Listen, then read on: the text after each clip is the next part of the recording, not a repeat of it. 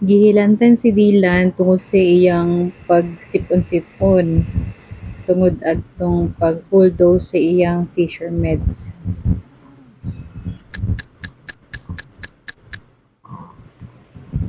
So adtong Sunday afternoon after namo follow up sa general pedia ni Dylan, pagkahapon adto gilantan gid siya. Nag-chill si Dylan.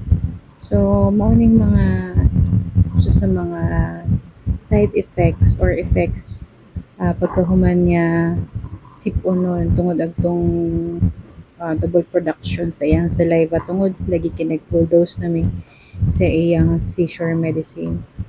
So karon taas kaayo iyang hilanat unya gibantayan sad namo iyang oxygen level kay baba kaayo.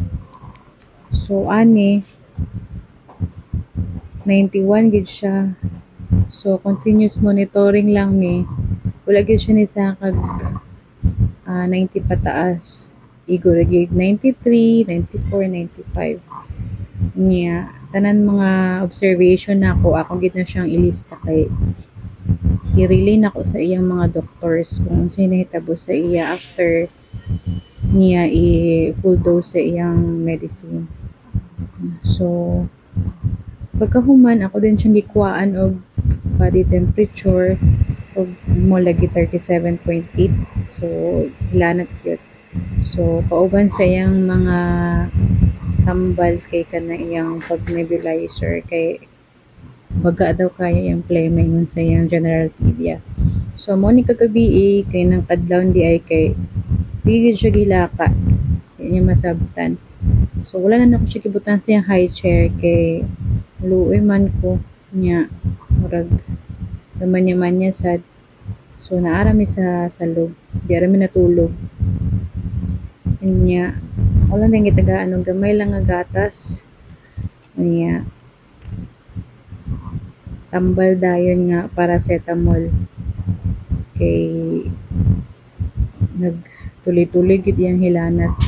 Wala nawala maski karong adlaw naa paghihapon wala nawala. So sa nakaadlaw iyang hilanat may galig kay naami follow up check sa iyang general pedia sa Tuesday. So among ma-relay kung nga na gid bay bacteria infection kay baga na kay iyang plema sa iyang baga. May nakita sa iyang doktor. So gi-reseta na siya antibiotics, pang sip-on ug ang plema nga nebulizer. So 2 days lang gihatag sa among ano kay mobalik na dayon mi Tuesday para makita kung nabay improvement. So ganina unta amo unta siyang dalhon sa PCMC kay grabe ang oxygen ni drop gyud og 81 nya dugay kini sa 90, 94 pero naami gibuhat para mo taas lang siya. So amo siyang gipainitan nya mao day na okay ra. So wala na din siya nadala namo. So karon ning gabi mayo kay wala na siya hilanat or naa na siya kuan lang siguro ni sinat ang tawag ba kay at least 37 ra siya. So okay ra madala ra ni. So karon medyo okay na iyang kuan siguro iyang pakiramdam. So for